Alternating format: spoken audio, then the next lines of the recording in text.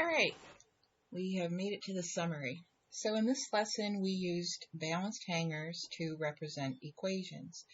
And we know that when a hanger is balanced, it means the weight on the left side of the hanger has to be equal to the weight on the right side of the hanger. And similarly, when we are talking about a true equation, the value on the left side of the equal sign has to be the same as the value on the right side of the equal sign. So a hanger stays balanced when the weights on both sides are equal, and we can change the weights. So we could double the weights, triple the weights, split them, add to them, subtract from them. But the hanger won't be balanced unless we do the same thing to the other side of the hanger. So a hanger will stay balanced as long as whatever we do, however we change one side, we change the other side in the same way. And equations similarly can be looked at the same way, similar to a balanced hanger. So if I have an equation, I can change sides of the equation to help me figure out the value of my unknown measurement. But whatever I do to one side of the equation, in order for the equation to stay balanced, to stay true, I have to do the same thing to the other side. And sometimes this is called the golden rule of algebra. Whatever you do to one side of an equation, you have to do to the other side of the equation. Otherwise, it will no longer be a true equation and cannot be used to help you solve a problem.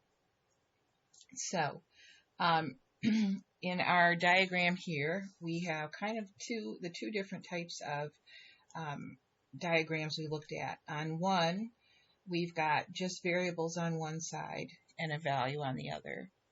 And in the other diagram, we've got a value on one side and a variable plus a value on the other side.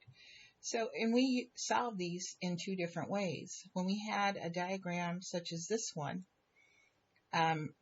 what we could do was we could, when we just had variables on one side, we could say, well, in order to solve this, in order to figure out what x is, I just need to know what 1x is. So I could solve this by splitting both sides into 3 equal parts. So on the left side, it's pretty easy. It's just x.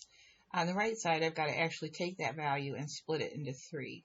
So this would be 11 divided by 3, this one's 11 divided by 3, and this one's 11 divided by 3. And then I would know that x is equal to 11/3. The diagram on the right side is one that I would solve using subtraction. I just want to know what 1y is. I have this 5 here. If I take 11 and split it into a 6 and a 5, then I can remove a 5 from both sides. My hanger stays balanced, and I have that x is equal to 6. So these are the two basic types of equations we're working at. And instead of using the hanger diagram, I could have used the equation. I could have thought, well, this represents the equation 3x equals 11. I want to know what just 1x is, so I could divide the left side by 3, split it into 3 equal parts. But then, in order to keep this a true equation, to keep it balanced, I have to do the same thing to the right side. I have to split that by 3 into 3 equal parts too, or divide by 3. So 3 divided by 3 is x, or just 1x. And then on the right side, 11 divided by 3 is 11/3. And if I want to change that back into a mixed number, 3 goes into 11 3 times with a remainder of 2. So x is equal to 3 2/3. And the other one, if I write it as an equation, 11 is equal to y plus 5. I just want to know what y is equal to. So if I can remove 5 from this side, subtract 5, that will just leave y on the right. But this isn't going to stay balanced unless I also subtract 5 from the left side.